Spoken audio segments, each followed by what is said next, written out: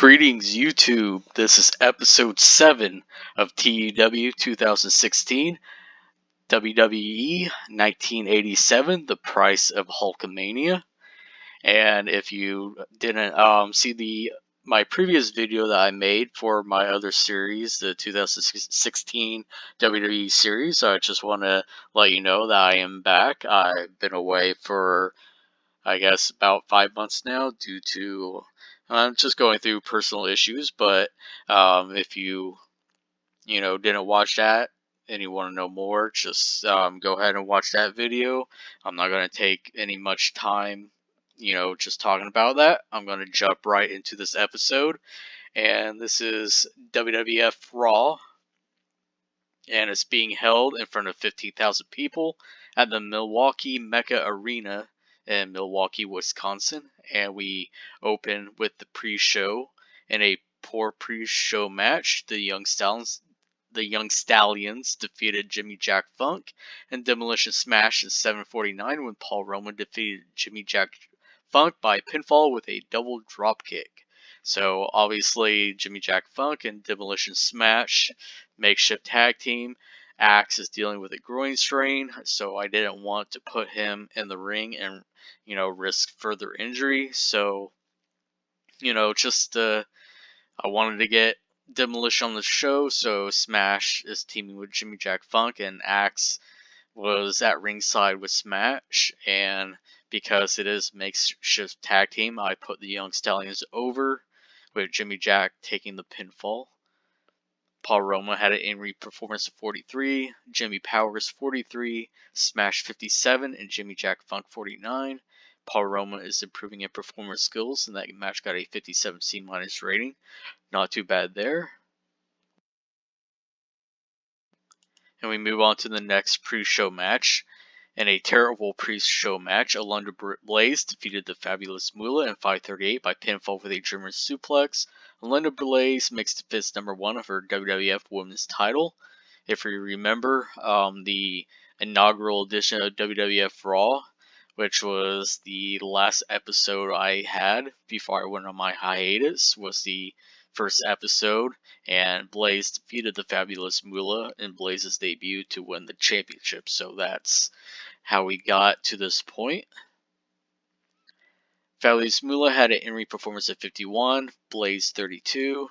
No work improvements. The match got a 48 D+ rating, so I'll take that considering Moolah is pretty much garbage. And if you can't tell, I'm kind of phasing Moolah out. I've signed a handful of women who are going to be taking the women's division, the WWF, onto the future. Onto the main show, we open up with a video package with Gorilla Monsoon and Jesse Ventura hyping up today's show, which we will see the main event of Ricky the Dragon Steamboat defending the Intercontinental Championship against former champion Greg the Hammer Valentine. We will also see Randy Macho Man Savage taking on Ricky Martel. And then we also see the in-ring debut of the team that debuted on the previous episode of Monday Night Raw. Arn Anderson and Tully Blanchard, the Brainbusters, along with their manager James J. Dillon. Now, if you remember, I know it's been a while, but the previous episodes are on the channel. If you want a little refresher, the first episode of Raw, we saw the debut of the Brother Love Show with WWF Champion Hulk Hogan. And during that segment, we saw the debut of Arn Anderson, Tully Blanchard, and James J. Dillon, where they basically warn Hulk Hogan that somebody is coming. And Hogan doesn't know when or where, but sooner or later, Hogan is going to meet a face that has been watching him for a long time. And with that, Arn and Tully proceeded to attack Hulk Hogan and gave him a spike pile driver on the concrete floor. So that was my way of introducing Arn, Tully, and JJ. And the opening segment got a 61 C rating. And we move on to our first match of the evening in a poor all of the first match on Raw in a poor match. Tom Zink defeated SD Jones in 540 by pinfall with a missile dropkick. And SD Jones has an in-ring performance of 46, Zink 44, no worker improvements. The match got a 49 D+ rating. So once again, if you don't remember, Tom Zink actually turned heel on Rick Martel, broke up the Can-Am connection, and is going out on his own as a heel. And him and Martel obviously have some issues, but this was just to get Zink a singles victory. On to the next segment. We see a video of, streets of Harlem, New York. Rundown streets, pretty much ghetto. And we see someone walking in a leather jacket, black jeans, bald head. And then we pan up, and he says his name is Bad News Brown. He survived the streets of Harlem, New York all of his life. He's learned to fight on his own and fight alone, and he's beaten everyone that's coming across his path, and he's coming to the World Wrestling Federation to claim dominance and, take over the World Wrestling Federation, treat the Federation like his own personal Harlem, New York streets that he's fought so much on throughout his life. So Bad News Brown has debuted his badass gimmick. It got an initial rating of great. It's a 59C rating. So yes, Bad News Brown is indeed coming to the World Wrestling Federation soon, and this is just his first vignette hyping up Bad News Brown. Basically the same character, as most of you have probably known him. Basically, some call him the grandfather of Stone Cold Steve Austin's character, the badass loner with the bald head. Who wore black, kind of a loner. And that's what Bad News Brown is, and he'll be coming to the World Wrestling Federation soon. On to the next segment. In a poor match, Corporal Kirchner defeated Iron Mike Sharp in 544 by pinfall with a powerbomb. Iron Mike Sharp had an in-ring performance of 50, Corporal Kirchner 46. No worker improvements. The match got a 52 D+ rating. And then after the match, Kirchner is in the ring celebrating with the US flag as he is jumped by Nikolai Volkov and the Iron Sheik. Now, if those of you who don't know much about like the mid-80s WWF, Kirchner was basically the replacement for Sergeant Slaughter once Sergeant Slaughter left the company, because he took, obviously Sergeant Slaughter left because of his deal with G.I. Joe, and him and Vince had a falling out. So Vince thought, haha, pal, I'm going to get another military person to be a babyface and carry the flag, and that's how he got Corporal Kirchner. He basically was a poor man's Sergeant Slaughter, and he basically feuded with Nikolai Volkov and the Iron Sheik throughout his run. Actually, this, like in '87, was around the time Kirchner left the WWF, but I do have plans for him. Not big plans, but keeping him in the mid card. So this is kind of an angle to, further establish himself in the storylines, and his continuing feud with Volkov and the Sheik. And they got a 45D rating. Next segment, in a decent match, the Magnificent Morocco defeated Brad Ringens in 642 by pinfall with a Tombstone Piledriver. Brad Ringens had an in-ring performance of 50, Morocco 66, no worker improvements. The match got a 64C rating. Basically a match to get Morocco a victory, give him some momentum for, future storylines I may have for him. Just nothing right now, but I like Morocco. I think he's one of the most underrated and underappreciated wrestlers ever, at least like in my eyes, because especially his early 80s stuff, when he was Intercontinental Champion in the WWF in the early 80s, his heel work was impeccable. And I think because of it being in the early 80s and it being, now 2019, I don't think he gets enough credit for just how good he was. So, yeah, big fan of Morocco. I definitely will have some use for him in the future, so I just try to keep him in the spotlight. So, next segment, we get a backstage promo with James J. Dillon and Arn Anderson and Tully Blanchard. And Dillon talks about how they made an impact last Monday on Raw, on the debut episode of Raw, where they confronted the World Heavyweight Champion Hulk Hogan, and they basically marked their territory, and while reminding everyone in the WWF that there's not just three of them, but there's going to be more coming into the company at some point. We don't know when, we don't know where, but just be warned that the Horsemen are coming. And they're also hyping up their in-ring debut later against the Killer Bees, and Arn and Tully basically take over at this point, saying how, taking nothing away from the Killer Bees, they're tremendous athletes, they're very talented, and they're going to give Arn and Tully a major fight, but in the end, Arn and Tully are world-class athletes, they're world-class wrestlers, and in the end, it's going to be the Brainbusters standing tall. So no worker improvements, and the segment got a 63C rating. And to the next match, in a bout that had decent wrestling but didn't have much heat, the Brainbusters defeated the Killer Bees in 12:25 when Arn Anderson defeated Brian Blair by pinfall with a spiked pile driver.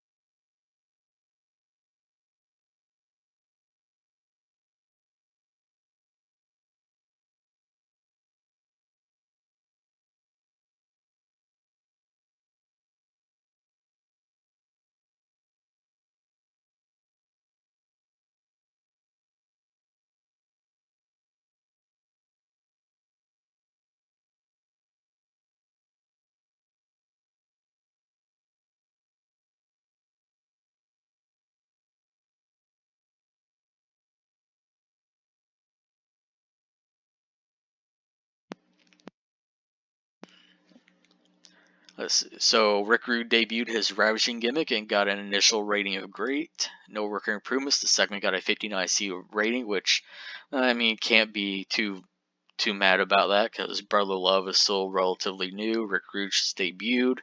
I'm guessing he doesn't have a high overall popularity, so not too bad there. But Rick Rude definitely will be a player in the company for the foreseeable future. And we move on.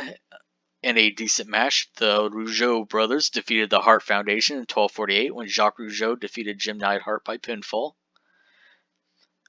So it was a non-title match. This is basically a way to get the Rougeaus into the title picture and maybe get them a future title opportunity against the Hart Foundation. Ray Rougeau had an in-ring performance of 61, Jacques 60, Jim Neidhart 70, and Bret Hart 79. Bret Hart is improving in Rumble skills, Ray Rougeau Rumble, and in performance skills. The match got a 78B rating, which I am actually pretty happy about. And then we go on to a backstage interview. Gene Okerlund is backstage with the WWF Intercontinental Champion, Ricky the Dragon Steamboat. And Steamboat is hyping up his upcoming title defense against Greg the Hammer Valentine. Steamboat is basically putting over Greg Valentine's ability, about how, he respects Valentine's ability. He knows he's a great wrestler. He is a former Intercontinental Champion, so he knows what it's like to hold this, hold this title. However, Ricky Steamboat is not going to go down easily, and this dragon will rise from the ashes and retain his Intercontinental Championship. So the segment got a 71C+ rating. And then we move on to our main event of the evening in a good match. Ricky Steamboat defeated Greg Valentine in 17:42 by pinfall with a flying karate chop, and Steamboat makes defense number 2 of his WWF Intercontinental Championship. Valentine had an in-ring performance of 61 and Steamboat 87. Valentine is improving in performance skills, and Steamboat is also improving in performance skills. So that's good to see. The match got a 78B rating, so another good rating there.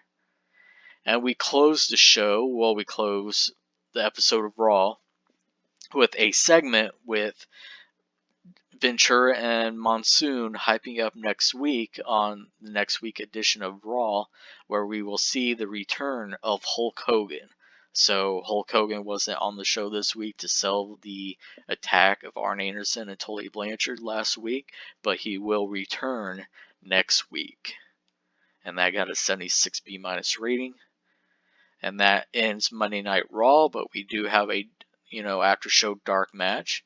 And it's our Battle Royal that basically is getting the top players that were on Raw this week, as on the card.